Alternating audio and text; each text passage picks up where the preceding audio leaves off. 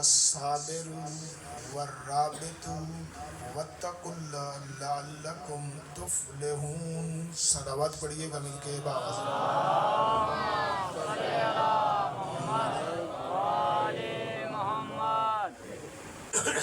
ارباب دانش و صاحبان علم حضرات، عزاداران امام مظلوم کربلا،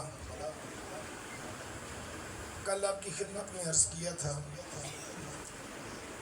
کہ اسلام واحد دین ہے جو حضرت آدم سے شروع ہوا اور حضرت خاتم پہ جا کے مکمل ہوا.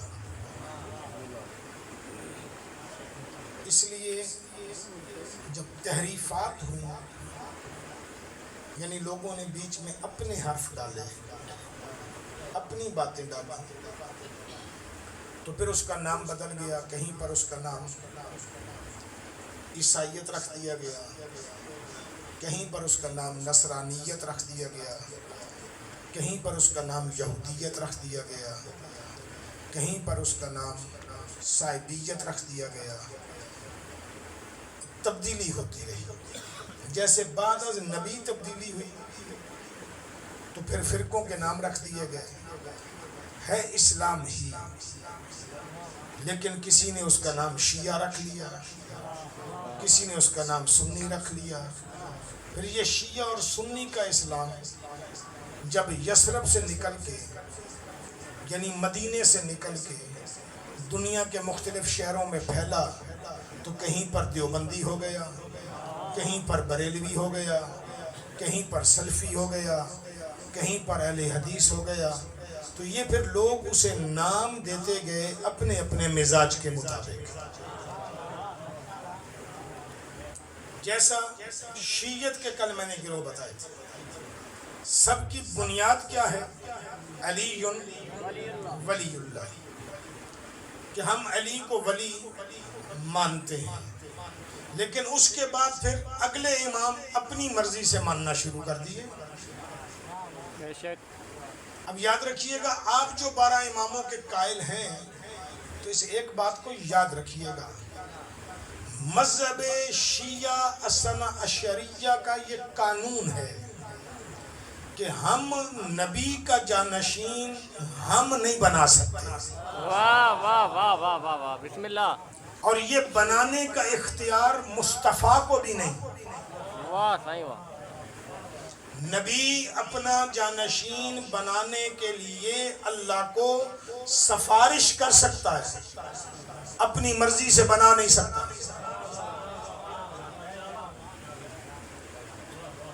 بات سمجھ میں آئی؟ سفارش کر سکتا ہے لیکن بنانے کا اختیار اسے نہیں ہے. کیوں نہیں ہے اسے بنانے کا اختیار؟ کیونکہ اسلام کا قانون یہ ہے کہ مخلوق کے قوانین نہیں مانے جائیں گے، خالق کے قوانین مانے جائیں گے. اس لفظ کو سمجھیے گا، مخلوق کا بنایا ہوا قانون نہیں مانا جائے گا. کس کا قانون مانا جائے گا؟ خالق کا بنایا ہوا قانون مانا جائے گا. اب تیرا اور میرا دماغ اگر خالق کے قانون تک کسی مقام پر نہیں پہنچ پا رہا تو وہ تیری اور میری خامی ہے. اس نے غدیر میں کہہ دیا کہ میرا ہر قانون مکمل ہو گیا ہے. میرا ہر قانون مکمل ہو گیا، یعنی اس کے بعد کوئی نیا قانون نہیں بن سکتا، وہ قانون مکمل ہو چکا ہے. ہمارے ہاں فقہ جعفریہ میں مصطفیٰ کو بتانے کا حق ہے، بنانے کا حق نہیں. تو جس فقہ کے لوگ محمد کو بنانے کا حق نہیں دیتے، مدینے والوں کو کیسے حق دے دیں گے؟ نعرہ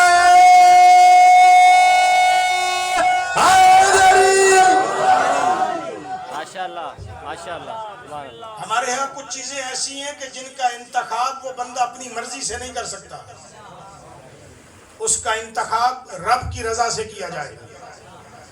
پروردگار نے کہا کہ علی کا اعلان کر. پھر علی کا صرف اعلان نہیں ہے، مصطفیٰ بتا کے گئے یا علی اپنے بعد حسن کا اعلان کرنا ہے، واہ واہ واہ اور حسن کو کہنا اپنے بعد حسین کا اعلان کرے، کیونکہ یہ اللہ نے مجھ تک پہنچایا ہے، میں تم تک پہنچا رہا ہوں۔ پھر حسین کو کہنا ہے زین العابدین کا اعلان کرے، زین العابدین کو کہنا ہے ان چاروں تک علی کی ملاقات ہے۔ آپ نے غور فرمایا، ان چاروں تک علی کی ملاقات ہے، تو زین العابدین کو کہا کہ تو اعلان کرے گا محمد باقر کا، اور اپنے ایک صحابی کو کہا کہ تو میرے بیٹے باقر کو ملے گا، اسے میرے سلام دینا۔ واہ واہ واہ واہ واہ یہ سلام دلوانے کی ضرورت کیا ہے؟ دیکھیے نا، یہ سلام دلوانے کی ضرورت کیا ہے؟ سرکار باقر کے دور میں کیا رسول کے بیٹوں میں صرف سرکار باقر تھے؟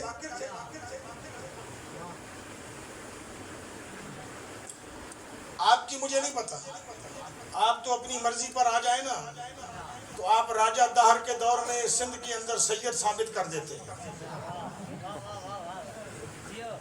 آپ اگر کرنے پر آ جائیں، اور پھر میرا دل کرتا ہے کہ آپ کی جہالت کو دونوں ہاتھوں سے سلام کروں، کہ راجہ دہر کے دور میں بنی امیہ کا سربراہ تھا جس کا نام ہے حجاج بن یوسف۔ واہ واہ حجاج بن یوسف کا بھتیجا محمد بن قاسم، بنی امیہ کی حکومت تھی مولا سجاد کے دور میں۔ مولا سجاد کے دور میں سیدی دو تھے، ایک سجاد دوسرا باقر۔ سندھ کون سا سید آیا؟ مولا سجاد آئے تھے۔ اچھا، جو بیبیاں زندہ تھیں ان بیبیوں میں سے کون سی بیبیاں یہاں آئی تھیں؟ لیکن اب آپ نے کسی کو ہیرو بنانا ہے تو اب آپ نے بنانا ہے؟ نہیں بنانا، آپ بنا دینا ہے۔ اچھا، وہ جو بصرے میں بیٹھا ہوا ہے، بصرے میں فرق دیکھیے گا، اس نے مسلمان عورت کی چیخ، مسلمان عورت کی چیخ سندھ میں چیخی، وہ اس نے کہاں سنی؟ بصرے میں، 3200 کلومیٹر دور بصرے والے مسلمان نے چیخ سن لی، اور اس کی چیخ کے لیے بندہ یہاں پر بھیج دیا۔ وہاں سے 500 کلومیٹر دور غزہ کی کنیزیں چیخ رہی ہیں، وہ کان میں سنائی نہیں دیتا ہے۔ واہ واہ واہ واہ واہ واہ واہ واہ واہ واہ واہ واہ زندہ غزہ باد والی چیخ رہی ہیں، وہ زندہ کتنی دور ہے؟ زندہ باد 500 کلومیٹر دور۔ ماشاء اللہ، جیو اب جیو مسلمان بہرا ہو گیا، زندہ باد جیو اب مسلمان بہرا ہو گیا، یہ آواز مکے بھی جا رہی ہے، وہ غزہ والوں کی آواز مکے بھی جا رہی ہے۔ اب مکے سے تو کوئی مجاہد آ نہیں رہا ہے، ایک عورت کی چیخ کے لیے اس نے سندھ پہ حملہ کر دیا۔ غزہ میں کتنے بچے چیخ رہے ہیں؟ واہ واہ واہ واہ یہ کہانی، جب ادھر کہانی بنی تو ادھر بھی کہانی بنی۔ نہیں، یہاں سید آئے تھے، راجہ دہر نے سیدوں کو بنا دی تھی۔ ابھی آپ کو پتا ہے کہ راجہ دہر خود کس دور کا حکمران ہے؟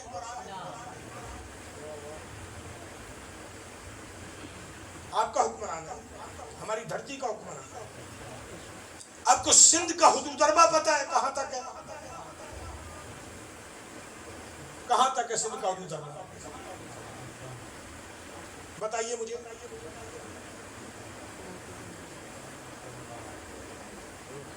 تھوڑی دیر کے بعد آپ جو شور تو مچا دیتے ہیں، اور مچانا بھی آپ کا حق بنتا ہے۔ فلاں پنجابی ہے، پنجابی ہمارے ساتھ یہ کر رہے ہیں، فلاں جو ہے وہ مہاجر ہے اور وہ ہمارے ساتھ یہ کر رہے ہیں، ہم سندھی ہیں، بتاؤ سندھ ہے کہاں؟ جس بندے کو اپنے گھر کا صحن کا پتہ نہیں ہے، واہ سائیں واہ واہ واہ واہ واہ اور جو ان کا ہیرو ہے اس کا پتہ نہیں ہے کہ وہ کون سے سال میں تھا، واہ تو پھر فائدہ جائیے گا، میری بات کی تھوڑی تحقیق کیجیے گا، میں کامریڈوں کے ساتھ اس موضوع پہ بولتا رہتا ہوں. راجہ دہر کو سندھی زبان بولنے ہی نہیں آتی تھی. واہ واہ واہ واہ واہ. وہ کشمیری بولتا تھا، اسے سندھی زبان بولنی ہی نہیں آتی تھی. سندھ دھرتی جو ہے نا، سندھ دھرتی، سندھ کا لفظی معنی میں کئی جگہوں پہ بیان کر چکا ہوں. میدانی علاقہ، دریا کے کنارے کی زمین، لیکن زمین پہاڑوں والی نہیں، دریا کے کنارے کی زمین. چکوال شہر سے باہر نکلے نا تو چکوال کے باہر ایک علاقہ آتا ہے کھیوڑا. کھیوڑے سے نیچے اترے نا پہاڑ سے تو وہاں پہ ایک شہر آتا ہے للہ. کون سا شہر آتا ہے؟ للہ.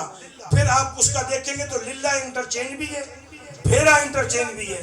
یہاں سے دریا کے کنارے کی زمین شروع ہوتی ہے، ملتان سے نہیں. واہ واہ واہ واہ واہ. میرے چکوال کا پہاڑ جہاں ختم ہوتا ہے وہاں سے سندھ شروع ہوتا ہے. واہ واہ واہ واہ. ملتان مرکز ہے. جتنا کلومیٹر وہاں سے آپ دیبل تک آئیں گے، اتنے کلومیٹر آپ جائیں گے تو آپ اس پہاڑ تک پہنچ جائیں گے. یہ دو تہذیبیں ہیں. پاکستان کا پرانا نام جو ہے وہ ہندوستان بعد میں پڑا ہے. پاکستان کا یا ہندوستان کا جو قدیمی نام ہے یہ دو تہذیبوں کا نام ہے. ایک سندھ کی تہذیب ہے، دوسری کندھارا کی تہذیب ہے. کندھارا کہا جاتا ہے سریانی زبان میں پہاڑی علاقے کو، اور سندھ کہا جاتا ہے میدانی علاقے کو. واہ واہ واہ واہ واہ. ایک صلوات پڑھیے گا تو بات آگے کریں. صلی اللہ محمد. تو یہاں اس دور میں سید تھے ہی کوئی، لیکن آپ نے سید بنا دیے. تو سید کربلا میں بچے کتنے؟ کتنے سید کربلا میں بچے؟ کتنی بیبیاں کربلا میں بچی؟ 120 بیبیاں تھیں، جن میں سے 12 بیبیاں واپس مدینے پہنچی ہیں، اور ان 12 میں سے 7 بیبیاں 1 سال کے اندر شہید ہو گئی. باقی کتنی بچی؟ 5. ان 5 میں سے کون سی سیدزادی پاکستان آئی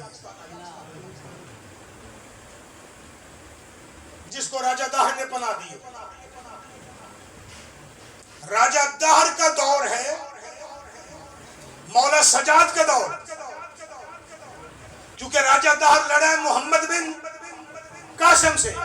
محمد بن قاسم بھتیجا ہے حجاج بن یوسف کا. حجاج بن یوسف گورنر ہے بصرہ کا، اور اسے گورنر بنایا ہے حشام بن عبد الملک بن مروان نے، جو مولا سجاد کا قاتل ہے. اس نے اسے گورنر بنایا ہے. مولا سجاد کی شہادت ہے 90 ہجری میں. کون سی ہجری میں؟ 90 یا 95 ہجری میں. اب 95 ہجری میں میرا امام شہید ہوا ہے. تو اس دور میں تھا کون؟ کتنے سید تھے مدینے میں؟ سید کہا جاتا ہے آج کے دور میں اور اس دور میں بھی بعد میں یہ لقب دیا گیا تھا فاطمہ کی اولاد کو. ہر کسی کو یہ لقب پھر نہیں دیا گیا. تو اس دور میں سید تھے ہی نہیں جو سندھ میں آتے. سید سندھ میں آئے بنی عباس کی حکومت میں. بنی عباس سے پہلے یہاں کوئی سید آیا ہی نہیں ہے، نہ کندھارا میں آیا ہے نہ سندھ میں آیا. ایک صلوات پڑھیے گا مل کے بابا سے محمد. میں نے چاہا تھوڑی تھوڑی آپ کی تاریخ کے ساتھ میں صحیح کرتا جاؤں. ایک صلوات اور بھی پڑھ دیجیے گا صلی اللہ محمد. اب سجاد مولا نے امامت کا اعلان کیا تھا باقر مولا کا، اور باقر مولا کی تائید کے لیے مصطفیٰ اپنے ایک صحابی کو دعا دے کر گئے تھے کہ تو میرے ایک بیٹے کو ملے گا جو علم کو شگافتہ کرے گا، یعنی اس کا نام ہوگا باقر، اس کا نام میرے نام پہ محمد، لقب باقر. جب وہ چلے گا تو تجھے یاد آئے گا جیسے محمد چل رہا ہے. جب وہ بولے گا تو تو سوچے گا جیسے محمد بول رہا ہے، جب اسے دیکھے تو میرا سلام دینا اور وہ میرا 5واں جانشین ہوگا۔ اس کا مطلب ہے کہ نص ثابت ہو گئی سرکار باقر تک۔ اب باقر جسے امام بنائے گا وہ امام ہوگا۔ اس کا مطلب ہے ہم در بدر کیوں نہیں بھٹکے؟ کیونکہ ہم نے امام اپنی مرضی سے نہیں بنائے ہیں، ہم نے اللہ کے بنائے ہوئے مانے ہیں، محمد کے دکھائے ہوئے مانے ہیں۔ ماشاءاللہ کل سے آپ کے ذہن میں ایک سوال چل رہا تھا کہ پھر ہم نے انہیں مانا کیوں؟ بے شک امام زمان تک ہم نے اس لیے انہیں مانا ہے کیونکہ سابقہ امام ان کی تائید کرتے آئے ہیں۔ گئے۔ اب بات یہاں تک آ گئی نا، یہ تو صرف امام ہے۔ ہماری فقہ کے اندر ایک عجیب بات ہے، کربلا میں بھی کوئی اپنی مرضی سے شامل نہیں ہوا، واہ واہ واہ واہ، اس نے کربلا میں شامل ہونے کی خواہش کی ہے، مہر زہرا کے لال نے لگائی ہے، نہیں تو سگے بھائی لے کر نہیں گئے۔ میرے آقا علی کے 16 بیٹے واقعہ کربلا کے وقت زندہ تھے۔ علی مولا کی کل اولاد 36، ماشاءاللہ، جن میں سے 16 بیٹے واقعہ کربلا کے وقت زندہ تھے، 9 بیٹے کربلا میں شہید ہوئے۔ اب 16 میں سے 9 نکالیں تو باقی کتنے بچتے ہیں؟ 7۔ اس کا مطلب ہے کہ 7 بیٹوں کو حسین کربلا یا اپنے 7 بھائیوں کو کربلا نہیں لائے۔ اچھا، کئی بیویاں لائے ہیں، بیویاں مستورات، ان کے شوہر لے کر نہیں آئے۔ جناب زینب علیہ کو لے کر آئے، ان کے شوہر جناب عبداللہ ابن جعفر طیار کو نہیں لائے ہیں۔ جناب کلثوم کے شوہر دونوں تھے، دونوں شہید ہو چکے تھے۔ پہلی شادی تھی جناب مسلم کے بڑے بھائی محمد کے ساتھ، محمد بن عقیل کے ساتھ، ان کا بھی انتقال ہو گیا تھا۔ پھر دوسری شادی تھی عون ابن عقیل کے ساتھ جناب ام کلثوم کی، ان کا بھی انتقال ہو چکا۔ جناب ام کلثوم کربلا میں بیوہ تھی، ان کی اولاد بھی نہیں تھی، مولا نہیں لائے۔ اس کا مطلب یہ ہے کہ کربلا میں بھی ہر کوئی اپنی مرضی سے شہید ہونے نہیں آ سکتا۔ کربلا بھی وہ آئے گا جس کا انتخاب روز ازل سے کر دیا گیا ہے کہ اس نے کربلا کے شہیدوں میں شامل ہونا ہے۔ ان میں سے ایک شخصیت ہے جس کی تیاری مصطفیٰ نے بھی کی تھی۔ ایک شخص حد بلوغت کو پہنچا، حضرت نوح کی نسل کا فرد ہے، رہنے والا یمن کا ہے، حضرت نوح کی نسل کا فرد ہے، نام امرؤ القیس ہے، حد بلوغت کو پہنچا ہے، نبی کا انتقال ہو چکا ہے۔ میرا آقا اس کی خواب میں آ کے کہتا ہے مدینے پہنچ، تو ہماری ضرورت ہے، مدینے پہنچ، تو ہماری ضرورت ہے۔ نوجوان تھا، پریشان ہوا، دوسرے دن یہ نیت کر کے سویا کہ اگر یہ کوئی فرد آیا اس سے پوچھوں گا تو خود کون ہے۔ پھر خواب میں میرے آقا آئے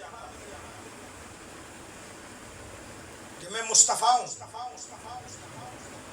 اللہ کا نبی، مکے میں اعلان نبوت کیا تھا، چل مدینے،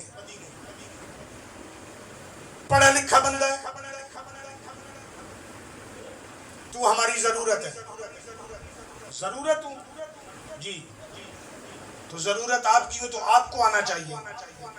واہ واہ واہ، میں کہا اسی لیے ہم آئے ہیں کہ اب تو آ، واہ واہ واہ واہ واہ، اور آ کے ہمارا کلمہ پڑھا۔ کلمہ پڑھوا، جی ہاں کلمہ پڑھا۔ سمجھدار ہے، صاحب علم ہے، دل میں خیال کرتا ہے اٹھ کے صبح کہ میں تو اپنے دادے نوح کے علاوہ کسی کو نبی ماننے کو تیار ہی نہیں ہوں۔ میں تو اس کے مذہب پر ہوں. یہ کون سا نبی ہے جس کا کلمہ پڑھو؟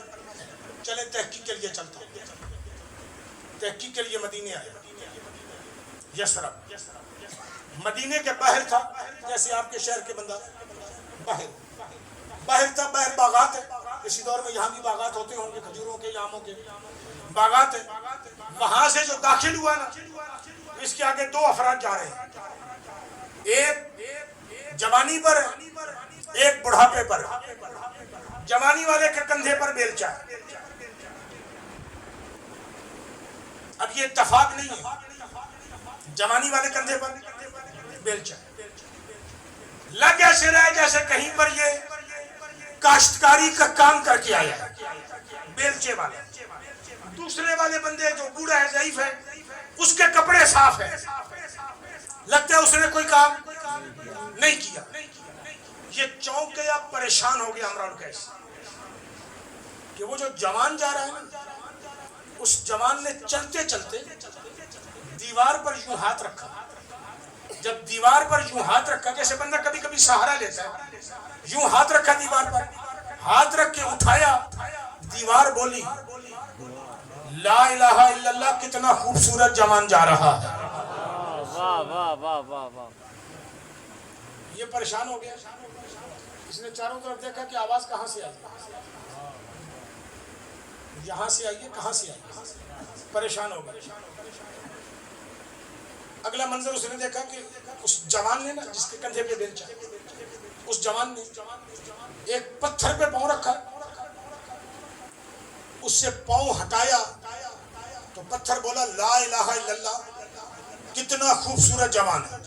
واہ واہ واہ واہ واہ واہ. جلدی سے آگے آئے. آگے آگے کہتے ہیں جوان اپنا تعارف کروا. میں نوح کی نسل سے ہوں.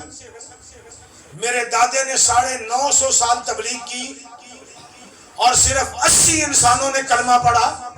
تو کون ہے جس کی ٹھوکر پہ پتھر بھی کلمہ پڑھ رہے ہیں؟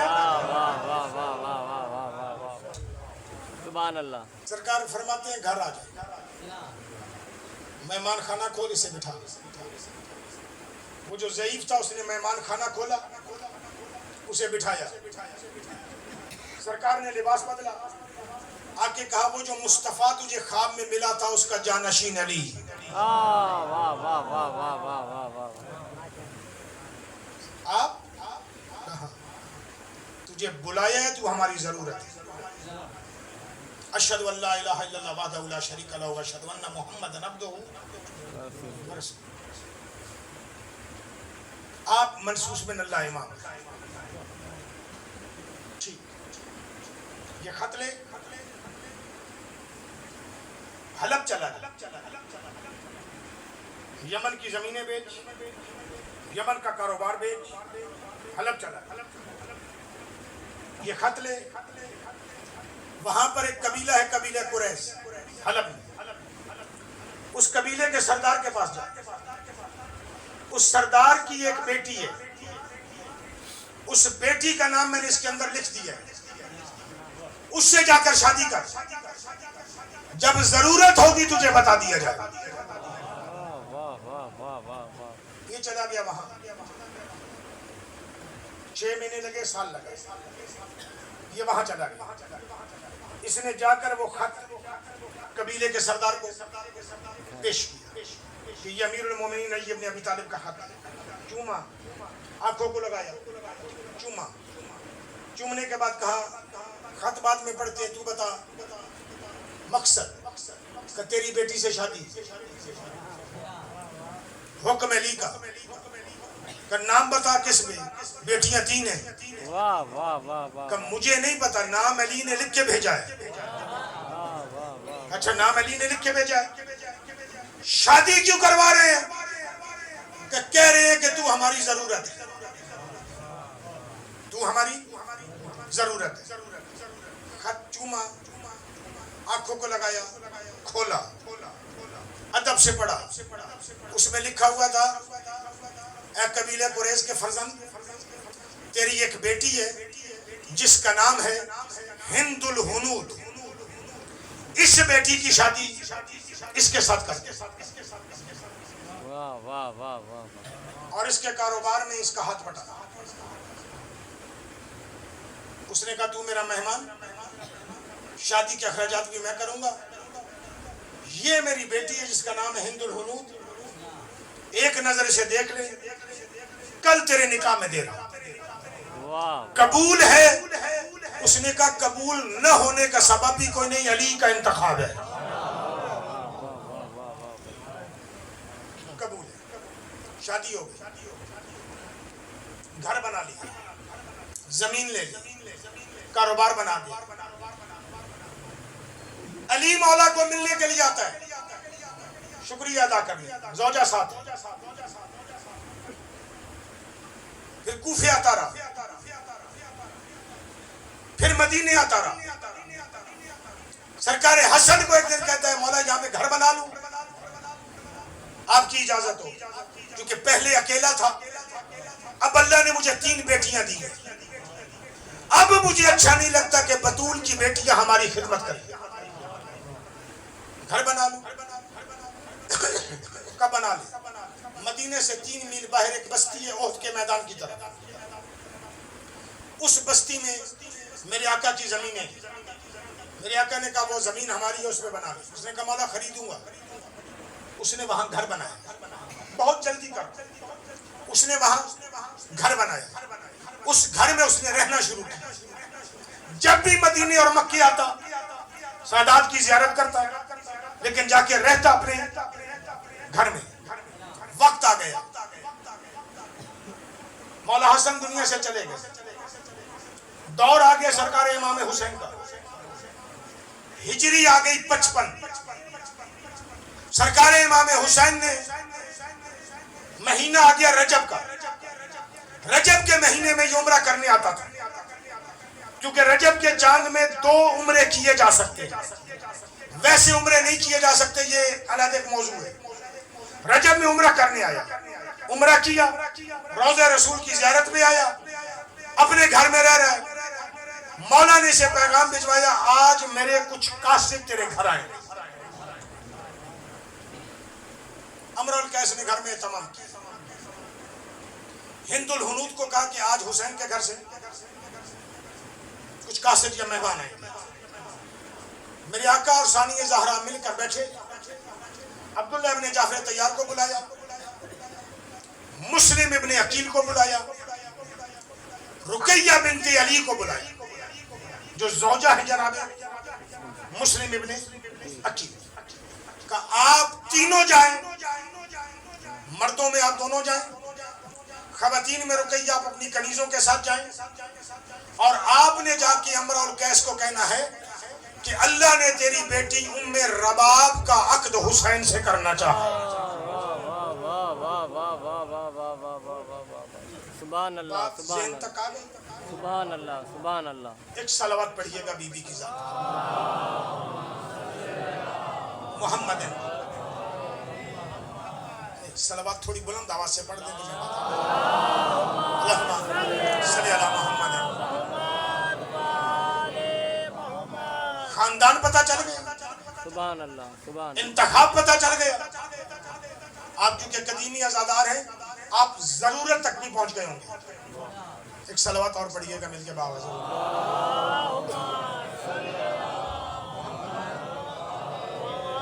کے استقبال کریے, ایک صلوات پڑھیے گا مل کے باوازی.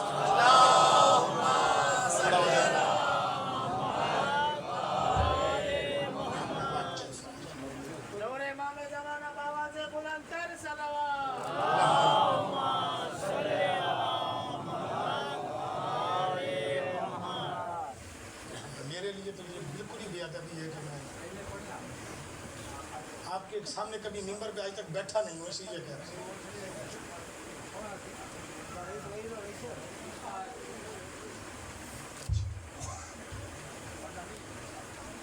ایک صلوات اور پڑھ دیجئے گا مل کے باوازی. صلی علی محمد وعلی محمد. یہ شادی کی تاریخ طے پا گئی, کیونکہ ضرورت ہے, تو شادی کی ایک تاریخ طے پائی، اس شعبان کے مہینے کی شادی کی تاریخ طے پائی سرکار امام حسین کی جناب ام رباب کے ساتھ۔ معاملہ یہ ہوا کہ جب واپس آئے تو جناب رقیہ تھوڑی سی پریشان تھی۔ جناب عبداللہ ابن جعفر طیار نے، جناب مسلم ابن عقیل نے، بنی ہاشم کے باقی جوانوں نے سرکار امام حسین کو مبارکباد دینے کے بعد کہا کہ تاریخ بھی رکھی۔ جناب رقیہ نے ایک جملہ کہا جہاں پہ جناب ثانی زہرا بھی تشریف فرمائے اور سرکار امام حسین بھی، کہ مولا اگر اس کے بغیر گزارا ہو سکتا ہے تو کر لیجیے۔ تو کیوں؟ کہ شرط ایسی رکھی ہے۔ کہ شرط کیا رکھی گئی ہے؟ کہ شرط رکھی گئی ہے کہ اس سیریا بستی تک جو مدینے سے 3 میل باہر ہے، حسین سے شادی کرنے کو تیار ہوں، لیکن اس بستی تک حسین کو کہنا بارات میں زینب آئے۔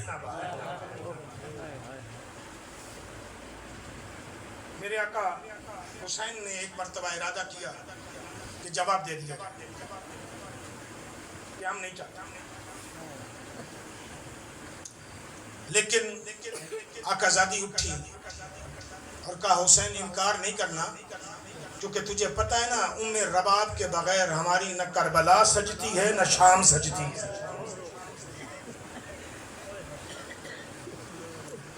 اصغر کے بغیر کربلا کی حقانیت واضح نہیں ہوتی، سکینہ کے بغیر